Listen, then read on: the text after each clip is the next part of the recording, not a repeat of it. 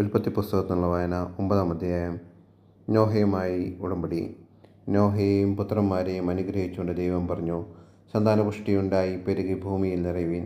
സകല ജീവികൾക്കും, ഭൂമിയിലെ മൃഗങ്ങൾക്കും, ആകാശത്തിലെ പക്ഷികൾക്കും, മണ്ണിലെ ഇഴജന്തുക്കൾക്കും, വെള്ളത്തിലെ മത്സ്യങ്ങൾക്കും നിങ്ങളെ ഭയമായിരിക്കും. അവയെല്ലാം ഞാൻ നിങ്ങളെ ഏൽപ്പിച്ചിരിക്കുന്നു. ചരിക്കുന്ന ജീവികളെല്ലാം നിങ്ങൾക്ക് ആഹാരമായി തീരും. ഹരിത സസ്യങ്ങൾ നൽകിയതുപോലെ ഇവയും നിങ്ങൾക്ക് ഞാൻ തരുന്നു. എന്നാൽ ജീവനോടുകൂടിയ, അതായത് രക്തത്തോടുകൂടിയ മാംസം ഭക്ഷിക്കരുത്. ജീവരക്തത്തിന് മനുഷ്യനോടും മൃഗത്തോടും ഞാൻ കണക്ക് ചോദിക്കും. ഓരോരുത്തരോടും സഹോദരൻ്റെ ജീവന് ഞാൻ കണക്ക് ചോദിക്കും. മനുഷ്യൻ്റെ രക്തം ചൊരിയുന്നവൻ്റെ രക്തം മനുഷ്യൻ തന്നെ ചൊരിയും. കാരണം എൻ്റെ ഛായയിലാണ് ഞാൻ മനുഷ്യനെ സൃഷ്ടിച്ചത്. സന്താനപുഷ്ടിയുണ്ടായി പെരുകി ഭൂമിയിൽ നിറയുവിൻ. നോഹയോടും പുത്രന്മാരോടും ദൈവം വീണ്ടും അരുൾ ചെയ്തു, നിങ്ങളോടും നിങ്ങളുടെ സന്തതികളോടും ഞാനിതാ ഒരു ഉടമ്പടി ചെയ്യുന്നു. അതോടൊപ്പം നിന്റെ കൂടെ പെട്ടകത്തിൽ നിന്ന് പുറത്തു വന്ന ജീവനുള്ള സകലതിനോടും, പക്ഷികൾ, കന്നുകാലികൾ, കാട്ടുജന്തുക്കൾ എന്നിവയോടും നിങ്ങളുമായുള്ള എൻ്റെ ഉടമ്പടി ഞാൻ ഉറപ്പിക്കുന്നു. ഇനി ഒരിക്കലും വെള്ളപ്പൊക്കം കൊണ്ട് ജീവജാലങ്ങളെയെല്ലാം നശിപ്പിക്കാൻ ഇട വരികയില്ല.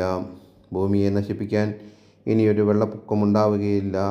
ദൈവം തുടർന്ന് അരുൾ ചെയ്തു, എല്ലാ തലമുറകൾക്കും വേണ്ടി നിങ്ങളും സകല ജീവജാലങ്ങൾക്കുമായി ഞാൻ സ്ഥാപിക്കുന്ന എൻ്റെ ഉടമ്പടിയുടെ അടയാളം ഇതാണ്.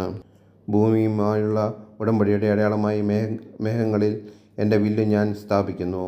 ഞാൻ ഭൂമിക്ക് മേലെ മേഘത്തെ അയക്കുമ്പോൾ അതിൽ മഴവില്ല് പ്രത്യക്ഷപ്പെടും.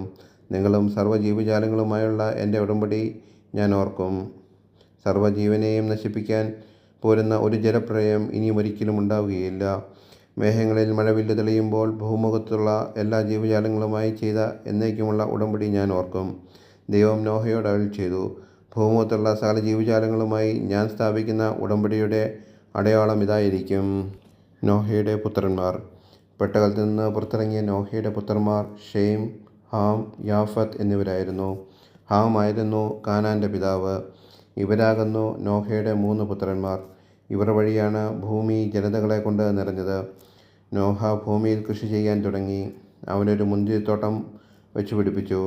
വീഞ്ഞ് കുടിച്ച് മത്തനായി നോഹ കൂടാരത്തിൽ നഗ്നനായി കിടന്നു. കാനാൻ്റെ പിതാവായ ഹാം തൻ്റെ പിതാവിനെ നഗ്നനായി കാണുകയും അക്കാര്യം പുറത്തുണ്ടായിരുന്ന 2 സഹോദരന്മാരോട് പറയുകയും ചെയ്തു. ഷേമും യാഫത്തും ഒരു തുണിയെടുത്ത് തങ്ങളുടെ തോളിലിട്ട് പുറകോട്ട് നടന്നു ചെന്ന് പിതാവിൻ്റെ നഗ്നത മറച്ചു. അവർ മുഖം തിരിച്ചു പിടിച്ചതുകൊണ്ട് പിതാവിൻ്റെ നഗ്നത കണ്ടില്ല. ലഹരി വിട്ടുണർന്ന നോഹ തൻ്റെ ഇളയ മകൻ ചെയ്തതെന്താണെന്നറിഞ്ഞു. അവൻ പറഞ്ഞു, കാനാൻ ശപിക്കപ്പെടട്ടെ. അവൻ തൻ്റെ സഹോദരർക്ക് ഹീനമായ ദാസ്യവേല ചെയ്യുന്നവനായിരിക്കും. അവൻ തുടർന്നു, ഷേമിൻ്റെ കർത്താവായ ദൈവം വാഴ്ത്തപ്പെട്ടവനാകട്ടെ. കാനാൻ ഷേമിൻ്റെ ദാസനായിരിക്കട്ടെ. യാഫത്തിനെ ദൈവം പുഷ്ടിപ്പെടുത്തട്ടെ. ഷേമിൻ്റെ കൂടാരങ്ങളിൽ അവൻ പാർക്കും.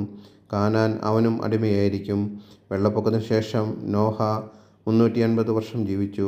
നോഹയുടെ ജീവിതകാലം 950 വർഷമായിരുന്നു. അവനും മരിച്ചു.